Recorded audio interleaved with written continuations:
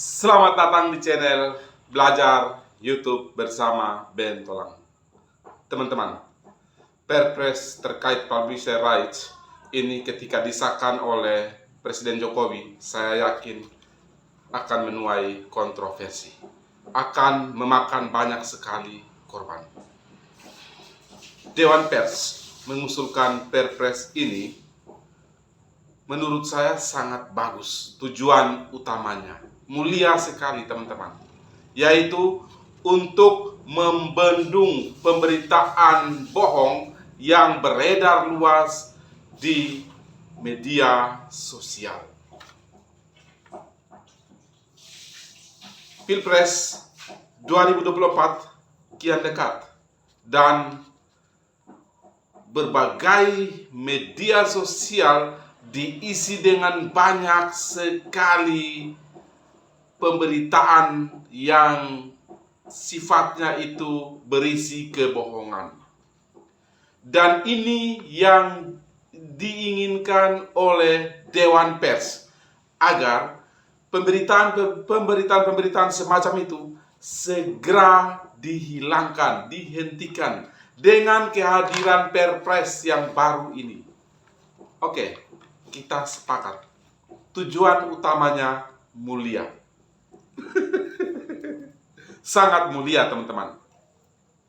Tetapi ketika kita telusuri lebih detail poin-poin penting yang ada di dalam situ, ada satu poin yang menurut saya janggal, sangat janggal, teman-teman semua. Dewan Pers ini adalah swasta, sementara pemerintah sekalipun tidak meminta algoritma dari platform bersangkutan. Katakanlah Google, katakanlah Meta, dan lain sebagainya. Tetapi Dewan Pers menginginkan agar algoritma ini diserahkan ke mereka sebelum 28 hari algoritma itu diberlakukan. Dewan Pers ini memang kadang-kadang luar biasa, teman-teman. Saya membacanya dengan sangat seksama, bahkan sampai 3 kali. Lalu saya analisa, saya tarik ulur ke belakang perjuangan kita, para konten kreator, bahkan media besar sekalipun, mereka berjuang bagaimana caranya membedah algoritma ini supaya medianya bisa berkembang dengan baik. Dewan Pers meminta supaya algoritma itu diserahkan ke mereka 28 hari sebelum diberlakukan. Ini fatal akibatnya nanti. Kenapa, teman-teman? Algoritma YouTube, katakanlah YouTube ya, itu adalah rahasia perusahaan yang memang tidak boleh dibocorkan kemanapun. Karena itu yang menghidupi mereka, teman-teman. Platform apapun harus punya algoritma yang mengatur trafik, sehingga keseimbangan itu ada. Kalaupun ada yang tidak berkembang karena mereka tidak membedah algoritma ini, bagaimana caranya mencoba lagi dan gagal, lalu mencoba lagi dan lagi. Bahkan ada yang sampai gagal total. Tetapi Dewan Pers memintanya, yuk sini, algoritmanya sini. Algoritmanya, cepat.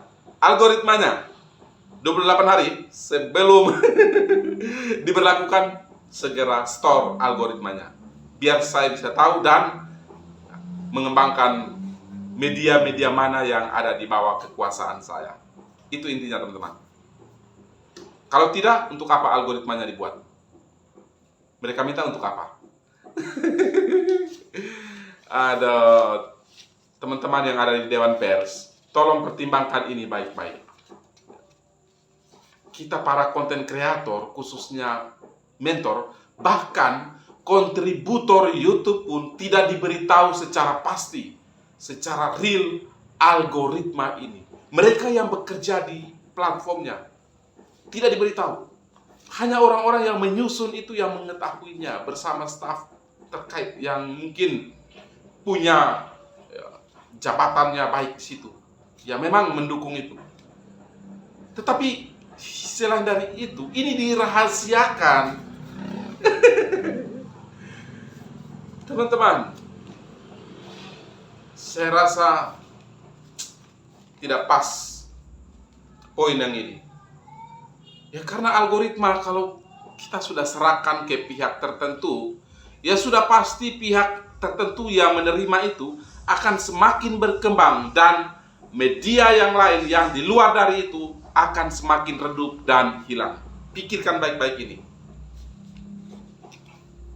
Ketika COVID, banyak orang kesulitan mencari pekerjaan. Lalu sekarang, ketika mereka menemukan pekerjaan dan penghasilan di media sosial, katakanlah di YouTube, kini mereka harus berhadapan dengan berbagai aturan yang memberatkan. Tidak memberatkan bagaimana teman-teman semua? Khusus untuk konten reupload atau para reuploader, mulai diberlakukannya peraturan terbaru ini, Perpres ini, ketika Pak Jokowi menandatangani, maka kalian hancur. Pasti hancur, teman-teman. Kok bisa? Ya. Karena video ataupun gambar yang diambil dari pihak pertama, kedua, ketiga, dan seterusnya harus mendapatkan izin resmi dari mereka. Parah. Memang betul. Itu baik supaya teman-teman yang suka mereupload video itu pun bisa sadar ya, terkait publisher right atau hak penerbit. Hak penerbit. Ini memang sangat penting. Jadi katakanlah kita ambil media yang ada di Amerika sana, ya, bahannya itu diambil dari sana. Ya kita harus minta izin ke sana. Mungkin bersurat secara resmi menggunakan bahasa Inggris atau kirim email atau WhatsApp mereka, telepon mereka, dan lain sebagainya. Saya rasa tidak pas. Poin yang pertama tadi fatal. Ditambah lagi poin yang kedua. Jadi teman-teman, para konten kreator, khususnya reuploader yang sangat saya kasihi, yang sangat saya banggakan, mari bersuara, jangan diam saja. Kalau dulu kita cukup menyebutkan nama, katakanlah channel yang kita ambil videonya, yang kita ambil gambarnya, atau katakanlah kita menyebut nama media yang kita ambil gambar atau videonya. Tetapi sekarang sudah tidak bisa lagi. Ketika disahkan nanti, karena teman-teman harus mendapatkan izin resmi. Sementara kadang kita bingung, izin resmi ini orang yang mengupload pertama itu yang mana? Karena ketika kita mencarinya, begitu banyak yang mengupload, katakanlah video yang satu dan sama. Ribuan reuploader. Jadi kita reupload di atas reupload, sehingga kadang gambarnya atau videonya itu buram. Karena memang ketika kita mendownload hasilnya seperti itu. Jadi saran saya untuk teman-teman konten kreator, khususnya reuploader, mulai sekarang berpikir cerdas, buat konten yang buat konten seoriginal mungkin, buat konten yang narasinya itu ada, yang kalau perlu wajah teman-teman pun ada. Ini saran saya untuk teman-teman, supaya apa? Ke depan teman-teman itu bisa tetap terus berkembang. Jangan sampai ketika peraturan ini diturunkan dan semua konten kreator yang mereupload video dihilangkan dari muka bumi pertiwi ini. Hancur masa depan kita. Akhirnya, 2 poin penting ini yang akan kita bahas Karena memang ini sangat penting untuk dibahas teman-teman semua. Saya sedih sekali membaca peraturan ini, kewajiban dari platform yang harus dipenuhi. Saya sedih, tetapi memang mau tidak mau, suka tidak suka, harus kita jalankan. Karena saya yakin dan percaya semua peraturan yang dibuat pasti untuk kepentingan, kemaslahatan banyak orang, bukan hanya segelintir orang, bukan hanya satu dua media.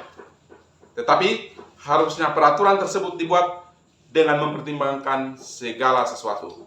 Untuk teman-teman yang ada di Dewan Pers, tolong kalau peraturan ini disahkan dan ketika para pemangku jabatan di pusat sana, katakanlah di Amerika atau dimanapun, terkait dengan platform ini, hengkang atau menarik platform dari Indonesia, maka teman-teman, pikirkan akan banyak sekali pengangguran. Karena di zaman sekarang banyak sekali teman-teman kita yang mencari penghasilan tambahan di media sosial. Tapi ketika media sosialnya dihilangkan, yang ada adalah pengangguran. Pikirkan ini baik-baik, supaya peraturan yang ada sebisa mungkin direvisi dan diperbaiki, sehingga peraturan yang ada bisa membuat kita semua happy. Akhirnya tetap semangat, tetap berjuang teman-teman. Selagi kita masih bisa bersuara, kita bersuara. Ya, biar teman-teman yang ada di pusat sana, ya, khususnya teman-teman yang berhubungan dengan Dewan Pers dan lain-lain, bisa mendengar dan bisa mengetahui keberadaan kita yang sebenarnya. Ingat, kita ada dan kita akan terus bersuara untuk hal-hal yang positif. Sekian dari saya, kita jumpa lagi di postingan selanjutnya. Maju terus YouTuber Indonesia. Maju terus media Indonesia. Bye-bye.